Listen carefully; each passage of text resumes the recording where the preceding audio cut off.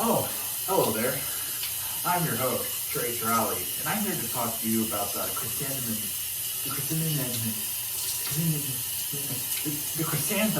by John Steinbeck. Now, first, I was actually going to choose the great rock and roll pauses. I'm a very fond rock and roll, but I literally cannot find where to read the short story, so I had to settle for the Chrysanthemums.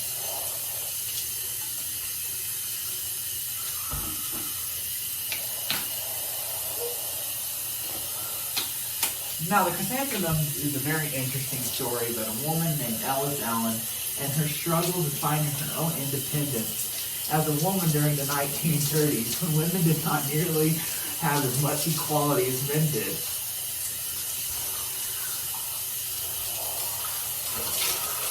Now, while on to the topic of women's oppression, that just so happens to be the story's main theme, along with an outlook of gender roles at the time. The fact that Elisa is startled by Henry's appearance implies that he does not visit her in the garden often, and his suggestion that Elisa grows apples during that her time is wasted during with the flowers and will be better spent elsewhere, like in an orchard. However, he doesn't actually want her to do more practical work, so his comment seems to be a subtle put-down about her frivolous flowers.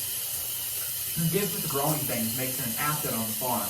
Yet Henry has no intention of letting Lisa work more directly with the business. This practically traps Lisa in the role of being a wife, gardener, and housekeeper.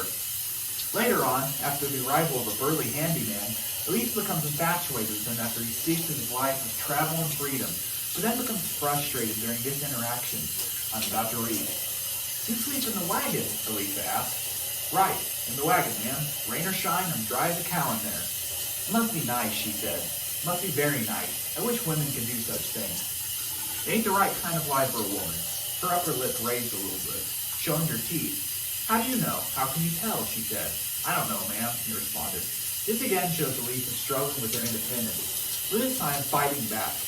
This act of rebellion shows a fault in our society at the time, that not even the men knew why women couldn't do anything a man could, and just pretended as they were some unbreakable commandment that giving the excuse, "That's how it's always been, so that's how it will always be." Throughout the rest of the story, Lisa continues to show her blossoming independence, which leads into our next part, the chrysanthemums themselves. The flowers are spoken of many times throughout the story. They're one of the things that Lisa is most passionate about. But what do the flowers mean?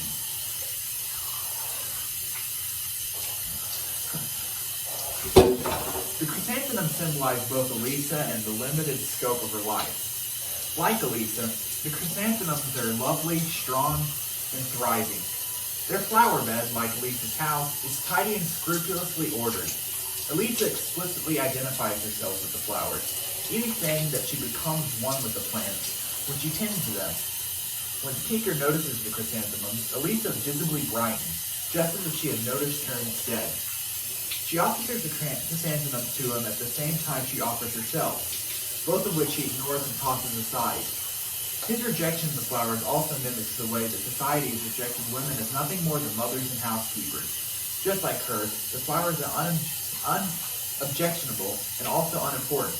Both are merely decorative and add to the little value of the world. Now, the story does end on a slightly sadder note. As stated before, even though Elisa seems to have found a renewed sense of power, after seeing the chrysanthemum she gave to the tinker on the side of the road, crushed, she realized that nothing will ever change. And the story ends with her trying to hide her sobbing face from her moronically unaware husband. Well, I hope you enjoyed our little, Waterside Chat. I hope that whoever sees this has a good night.